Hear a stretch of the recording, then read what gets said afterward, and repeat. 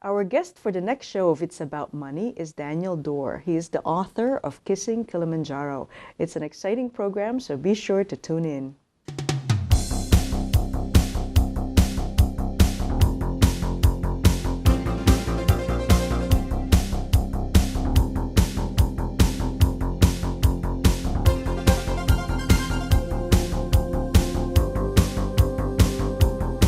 Hello and welcome to another edition of It's About Money. I'm Nanette Nocon and thank you for joining us. My guest today is Daniel Dorr, and he is the author of Kissing Kilimanjaro, Leaving It All on the Top of Africa. Thanks for having me. I'm so glad you're here. Now, your book is romance, history, suspense, it's journey. It's just really fascinating to read. It's so well written. Thank you. Tell our readers about it and how it came about. I mean, you didn't say, I'm going to write a book and let me go to Kilimanjaro. No, not at all. So the book is actually the story of what it took for me to get to the top of Mount Kilimanjaro. And sort of the way I tell that story is what it's like for an ordinary person. I have a day job. I sit at a desk in a cubicle with gray little panel felt around me and, talking on a phone and a computer all the time. So I'm not a mountaineer. I'm not a professional mountain climber or adventurer. I'm just someone who wanted to go see what they could do and follow my dream to the top of Kilimanjaro. It took a while. There was some failure and some success on the journey and a lot of interesting exploration of East Africa and learning more about the people of Tanzania. So that's what the book is about, and it was a lot of fun to write. I really enjoyed it, and I've had a lot of fun talking to people since it's been out and hearing about their own adventures on Kilimanjaro as well. Yeah, it's so beautifully written, and it's so nice to be able to share it with others. Now, tell me a little bit about the love story from the book. Sure. Without giving it away, obviously. So what initially prompted me to even climb Mount Kilimanjaro, a lot of times when I talk to people, they refer to Kilimanjaro as it's one of those someday kind of places. A lot of us have these places or these things that we've been dreaming about doing for years, and maybe it's the vacation of a lifetime or learning a trade, or and for many of us, Kilimanjaro is that place. Someday I want to climb Kilimanjaro. So I was no different. For years I dreamed about doing this. It's something I wanted to do, but for some reason I never was able to make it happen. And in fact, I even talked to a coworker once who had climbed Kilimanjaro, and when she told me about her experience, she said to me, climbing Kilimanjaro was a life-changing experience for her. I thought, wow, that's pretty amazing. I mean, go climb a pile of rocks in a developing country on the far side of the planet, a life-changing experience. So I was intrigued, but still, for some reason, it just never happened for me until I went on a first date with a woman, Lisa. Very attractive brunette, and we were sitting in a coffee shop in Laguna Beach, California, talking, as you do on your first date, about our dreams and hopes for the future. And at one point, Lisa said, I'd really like to climb Mount Kilimanjaro. Mm-hmm.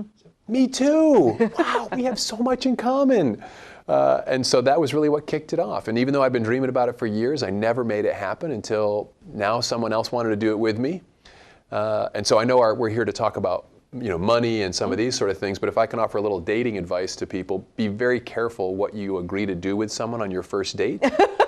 Because if you're still together 6 months later, you might actually have to do that thing. And that's really how it all got started. And so Lisa and I went together to climb Mount Kilimanjaro the first time. This was back in 2002.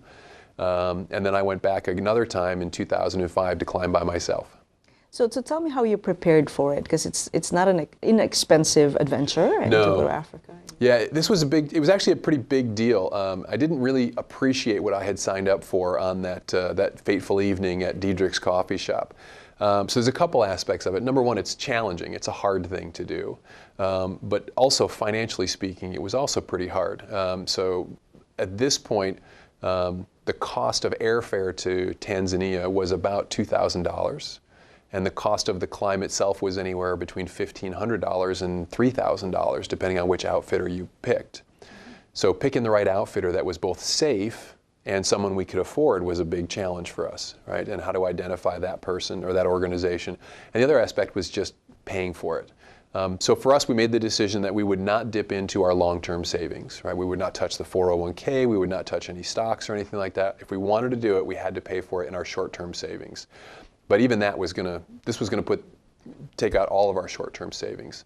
And in the end, we made the decision less financially focused and more personally focused. And when we talked about it, I was actually on the fence. I was telling Lisa I thought maybe we bit off more than we should and bit off more than we could chew.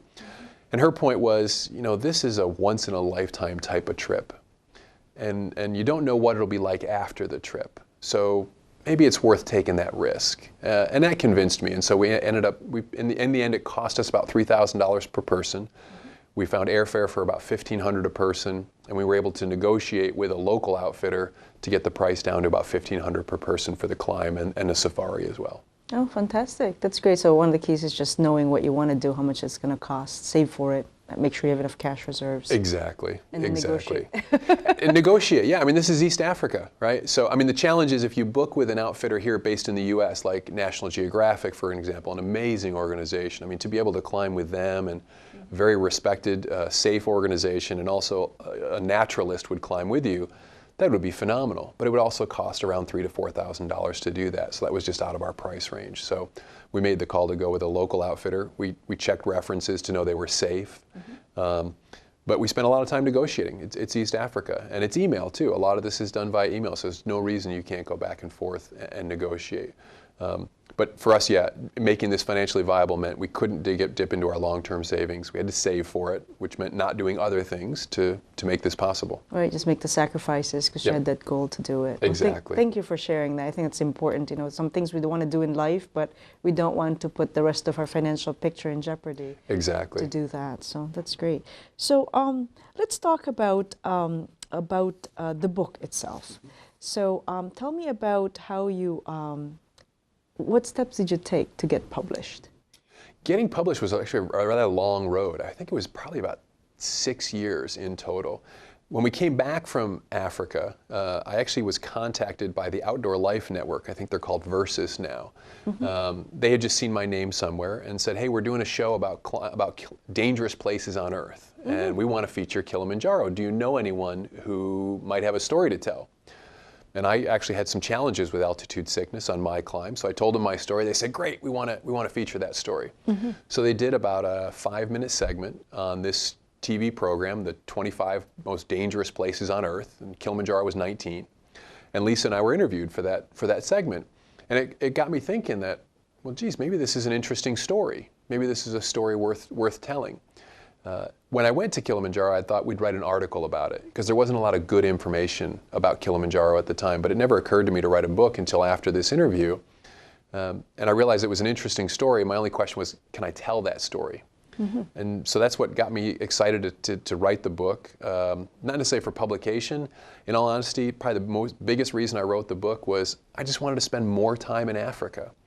Our time in Tanzania was amazing. The people were wonderful. I learned so much from these people about just enjoying life and having a sense of humor and relaxing a little bit, which was a lesson I needed to learn at that time.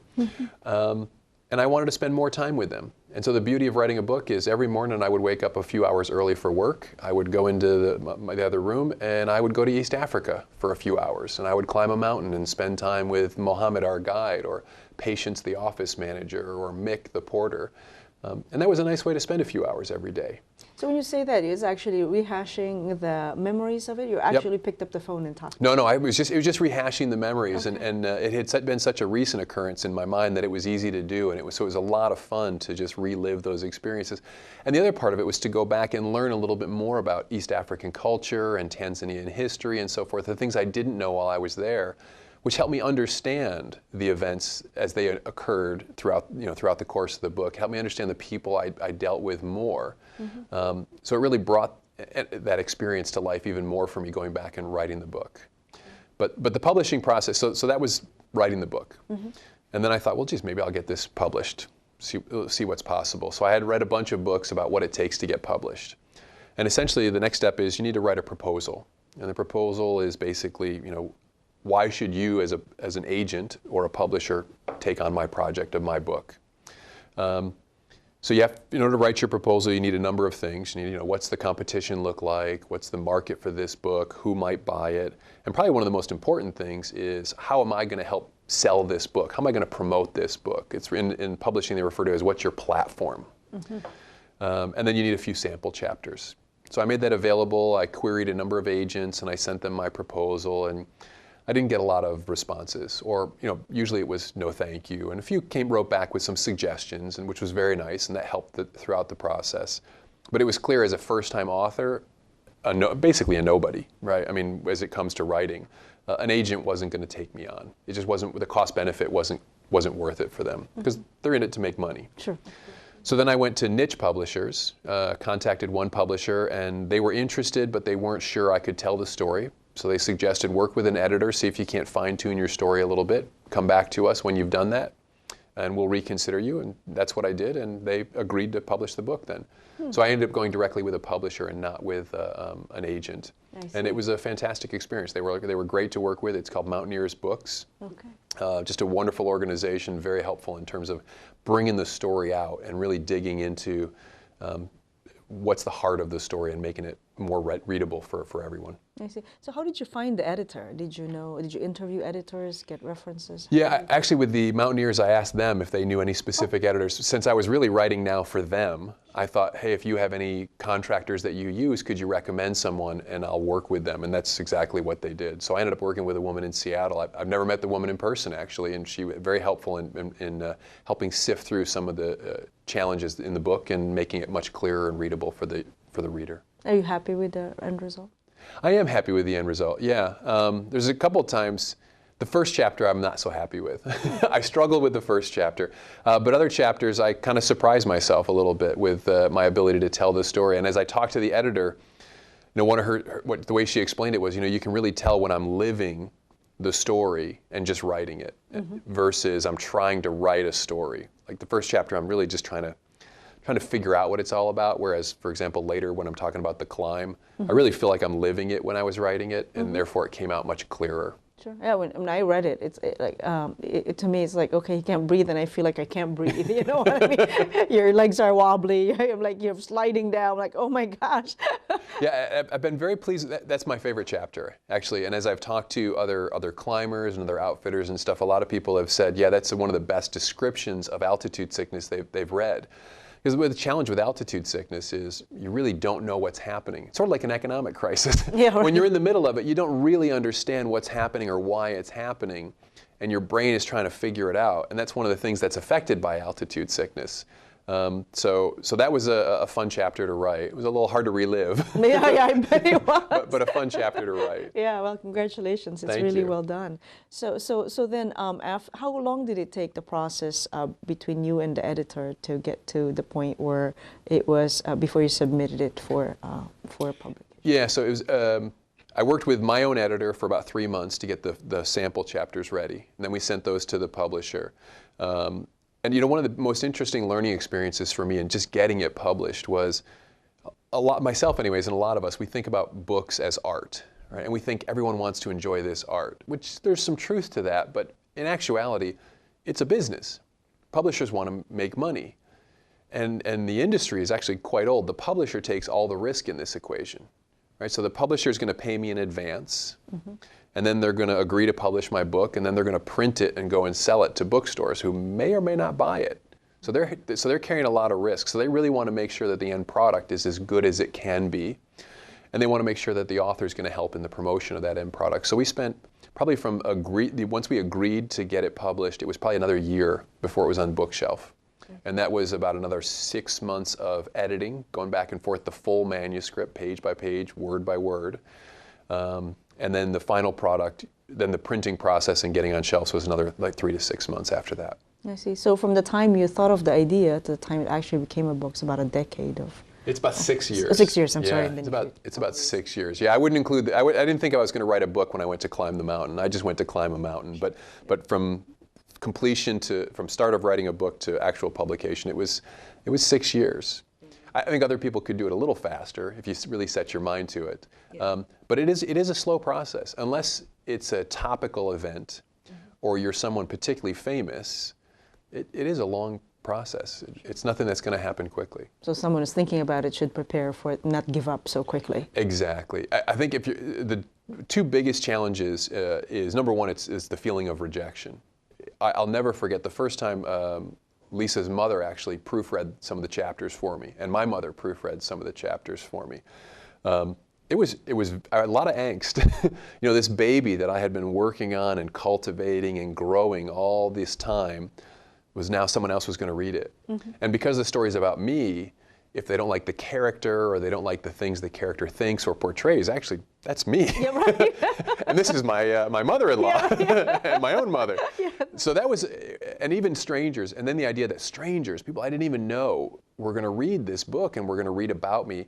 There's a lot of angst associated with it. So the first part is you got to be willing to put it out there and have people read it, whatever your book is, and criticize it. Some are going to like it, some aren't going to like it. And I think the second part is you're exactly right. You have to be ready for this to take some time.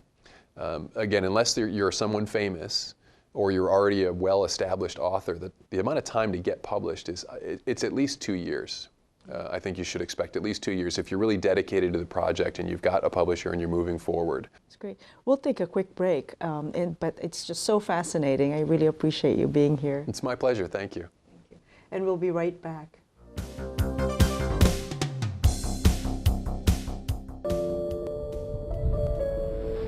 Before a disaster turns your family's world upside down, it's up to you to be ready.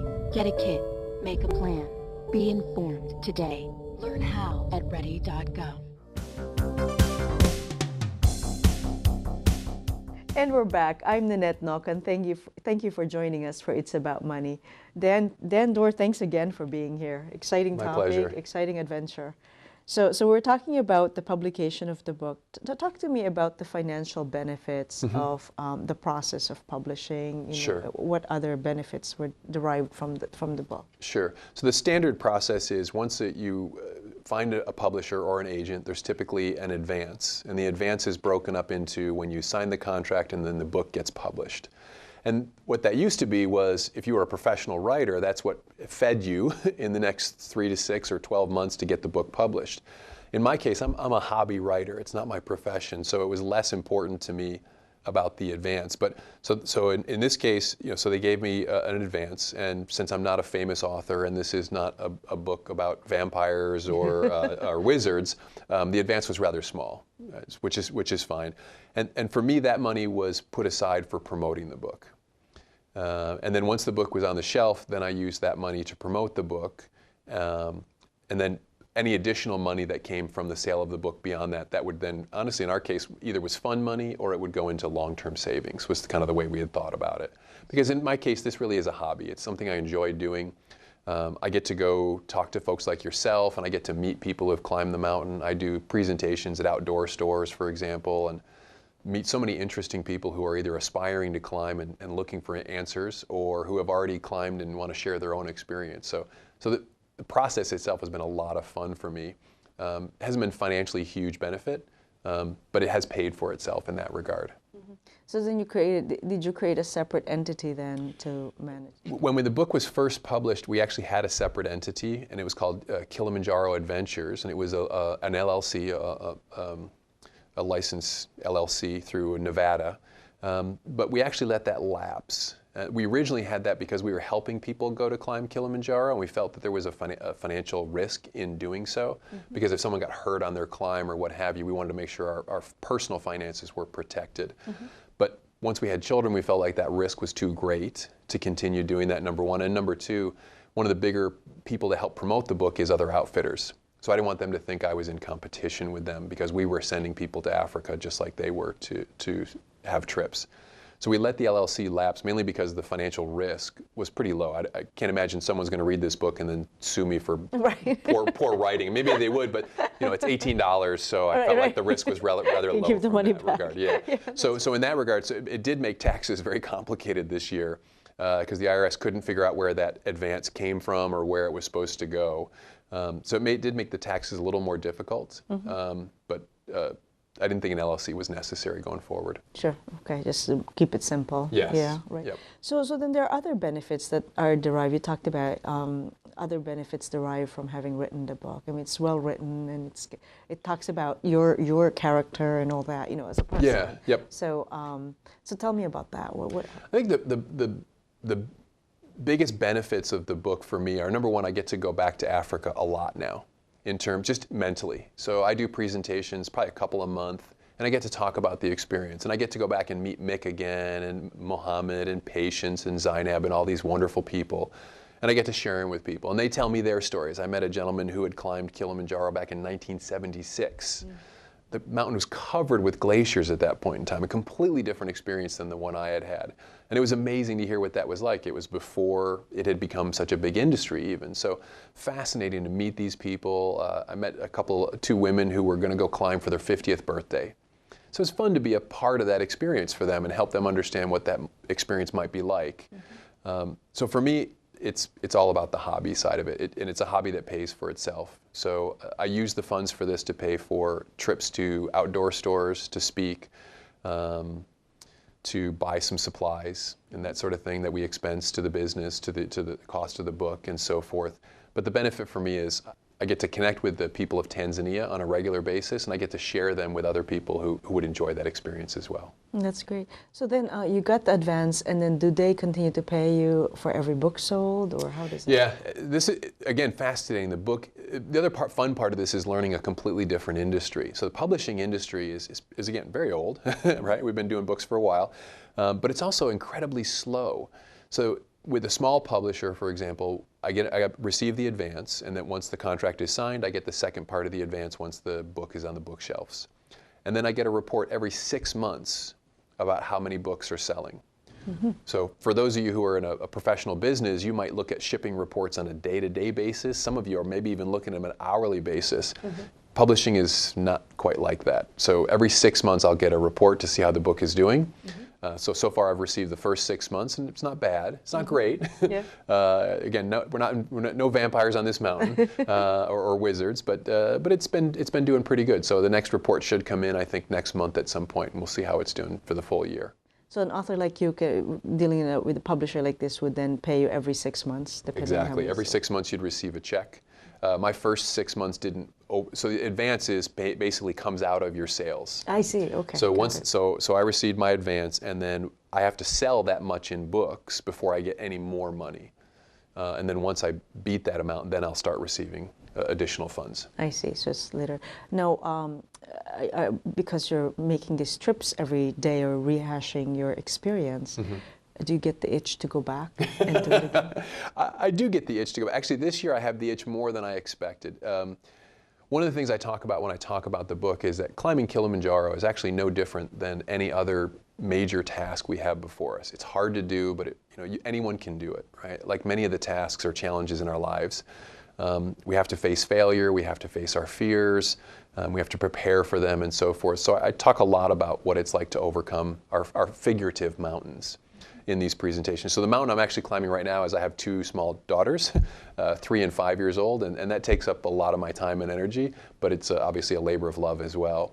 So that's the mountain I'm focused on right now, but this year Tanzania is celebrating their 50th birthday. So in 1961 they gained independence from the British Empire, and they renamed the peak of Kilimanjaro. It used to be called Kaiser Wilhelm Peak because a German was the first to climb to the top. But they renamed it Uhuru, which is Swahili for peace. So on December 9th, they'll celebrate their 50th year of independence, which is very exciting. And they're going to be a group of people that will summit on December 9th as a way to celebrate, and they're going to plant the Tanzanian flag on there. So I've had some friends ask me if I was interested in going and joining some of those adventures, and it has me dreaming a little bit again about going back, but we'll see. I'm not sure about that just yet. So, yeah, and I'm sure they'll have technology on their side to sort of let people see what's happening. I hope so. I hope so. It's an amazing story. I mean, Tanzania itself, just to digress a little bit, is a really interesting country. Here's a democracy in Africa. There's no major wars. There's been no dictators. There's no major coup attempts. It's a very stable democracy. We don't read about it in the newspaper because it's not as exciting. Certainly there's poverty and there's some challenges there. And actually their first president, much like our first president, voluntarily stepped down, which is again something you don't hear about in Africa in the news media a lot. We hear stories about people holding on to power and claiming it for life. Here's a gentleman, Julius Nyerere, whose policies were not helping the country, And he made the choice to voluntarily step down. It's an amazing story, and people were amazed when George Washington stepped down in our own country. They thought he was going to become another monarch. So it's an interesting history for the country. That's great. Thank you for that. It's nice tidbit. So then, what other benefits have you seen in terms of your career? I mean, you talk about the cubicle. Are there any benefits that are brought from the book into your day job, so to speak? A couple of benefits into my day job. One is just the ability to write, the ability to tell stories and communicate very effectively. There's a big movement on right now about how do you lead through storytelling versus facts and figures. And there's a lot of education happening with leaders today and business people today about how do you effectively connect with people, not by telling them you should do something or this is what our results are or these are our values as a company, but telling stories to do that. So every time I talk about Kilimanjaro, I'm practicing that skill. I'm practicing my presentation skills. I'm practicing how to lead through storytelling. The other part of it is now I have had insight into a whole different industry that I didn't have insights into before. So it helps me understand clients better that I didn't fully appreciate before. It helps me understand a very different side of the business community. So that's been very helpful.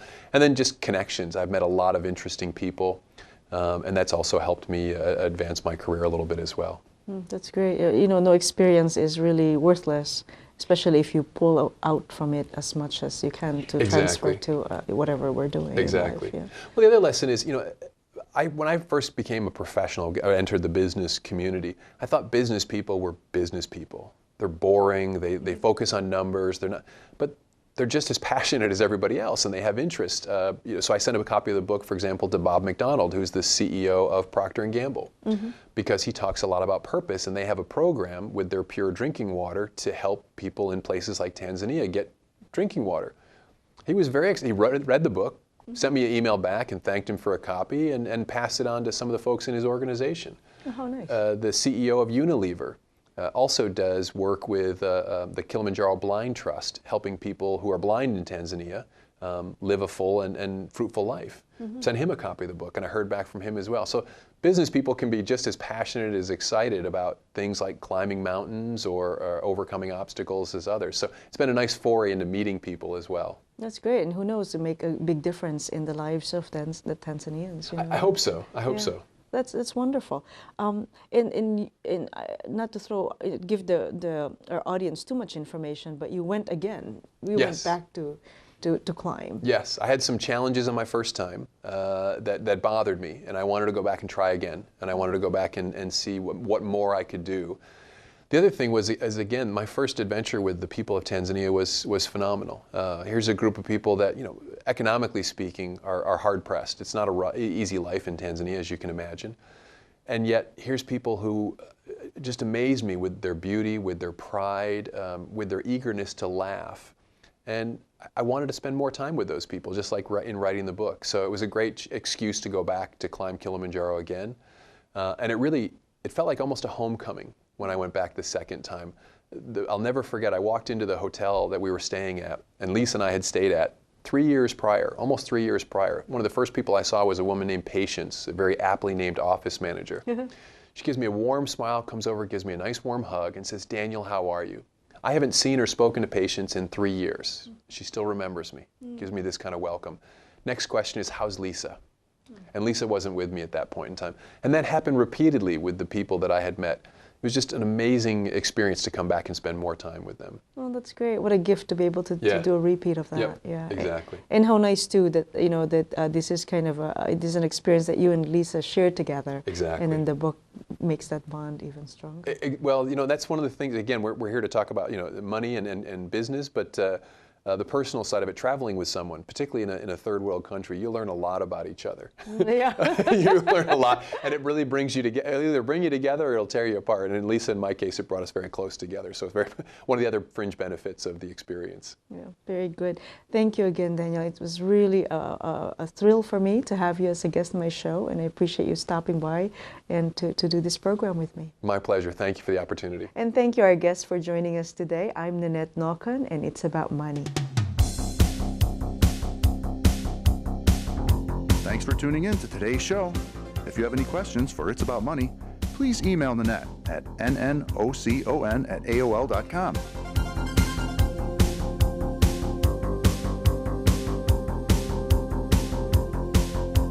This program was produced through Penfield Community Television in Penfield, New York.